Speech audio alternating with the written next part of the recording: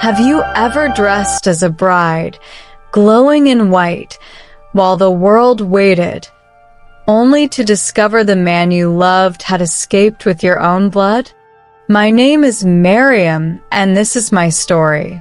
The hall was filled with music, laughter, and the sweet aroma of jollof rice. Guests danced in colorful lace and geli, waiting for me and Daniel, my beloved, to arrive as husband and wife. I stood in my bridal gown, heart racing. My veil shimmered under the chandeliers. I kept asking the usher, "Has he come? Is Daniel here?" Minutes turned into hours. Still, the groom was nowhere.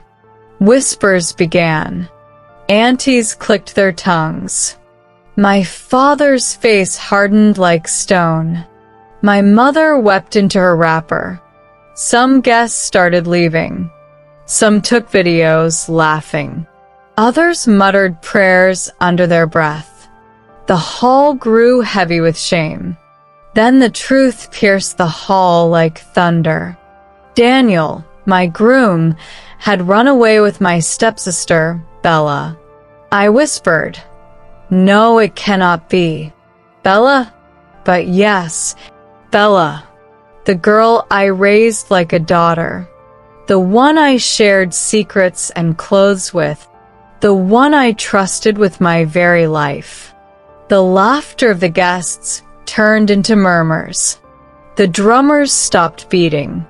My legs gave way, and I collapsed to the floor as shame wrapped itself around me like a second gown. One uncle shouted, "Abomination!" Another guest said, "This family will never recover." The betrayal wasn't mine alone. It was the family's disgrace. That night, I locked myself in my room. My wedding gown lay crumpled on the floor, white turned to gray, like ashes after a fire. My phone buzzed endlessly with gossip and mockery. "Did you hear? The bride was abandoned. Her sister took the groom. Imagine such a shame on her wedding day."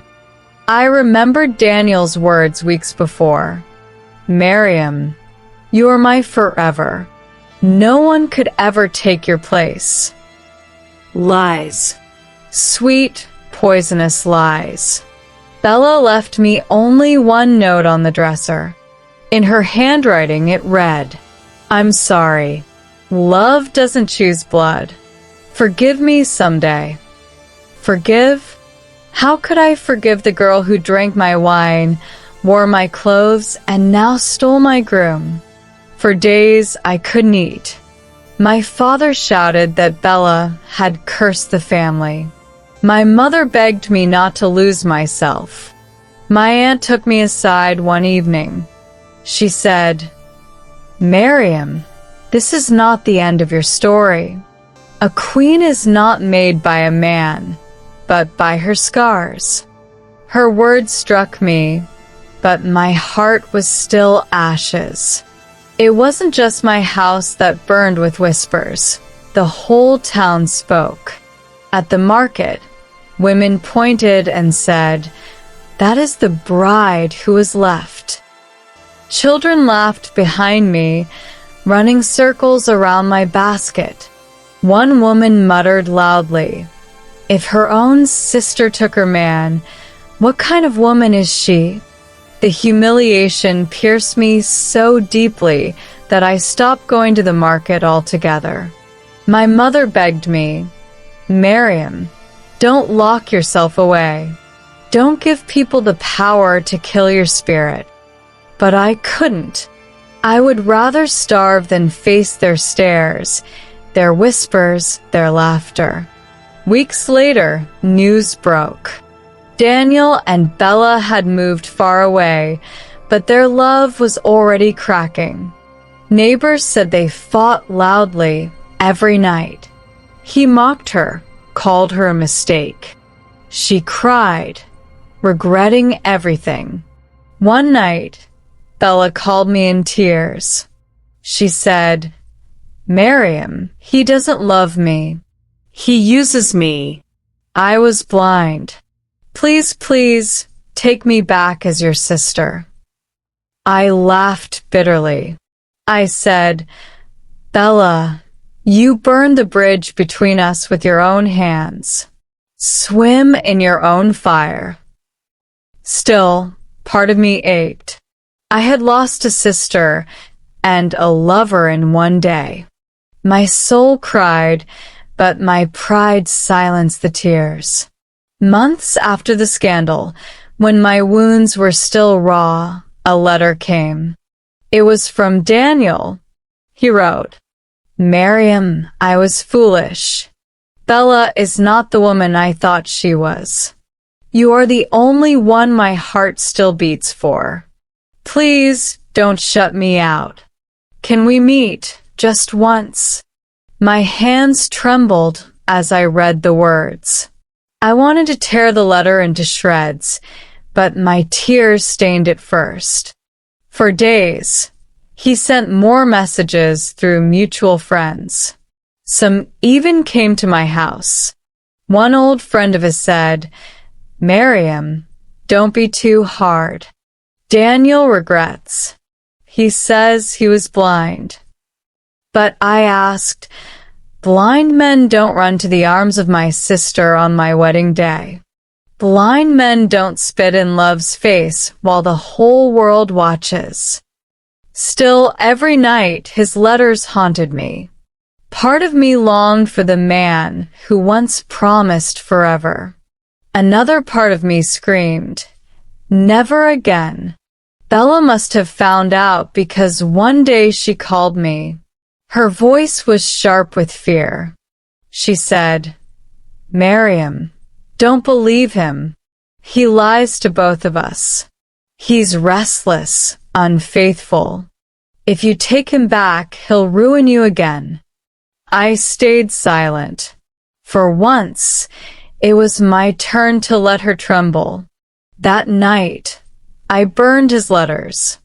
The flames ate the paper quickly, just as his betrayal had eaten my heart. I whispered to the ashes, "Daniel, I will never be your second choice." I thought my life had ended, but destiny had another plan.